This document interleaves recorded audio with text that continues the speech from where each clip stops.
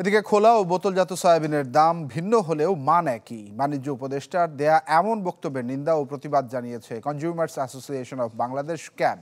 Press ক্লাবের সামনে অস্বাস্থ্যকর, অনিরাপদ ও নন ফুড ড্রামে ভোজ্য তেল বাজারজাতকরণের প্রতিবাদে আয়োজিত মানববন্ধনে এই নিন্দা জানান তারা। বলেন, ড্রামের ভোজ্য তেলের 60% ভিটামিন এ সমৃদ্ধ নয়, আর 34%-এরই মধ্যে নেই ভিটামিন এ এর উপস্থিতি। নানান সময় ড্রামে খোলা তেল বিক্রি বন্ধ করবার কথা থাকলেও তা কার্যকর করা হয়নি এখনও। এমন পরিস্থিতিতে বাণিজ্য উপদেষ্টার এমন বক্তব্যের সুযোগ নেবেন ব্যবসায়ীরা। অতি দ্রুত বাণিজ্য উপদেষ্টার বক্তব্য প্রত্যাহার করা না হলে কঠোর আন্দোলনের হুঁশিয়ারি এবং তার অপসারণ দাবি করা হবে বলে জানান ক্যাবের সাধারণ সম্পাদক।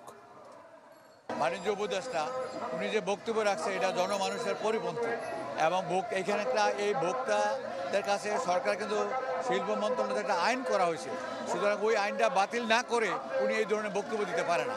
এবং এই বক্তব্যটা উনি যেটা দিচ্ছে এটা সম্পূর্ণভাবে জনমানুষের বিপরীতে দেওয়া হচ্ছে। সুতরাং আপনি জনমানুষের কাছে আসেন এবং আপনার বক্তব্য আপনি প্রত্যাহার করেন।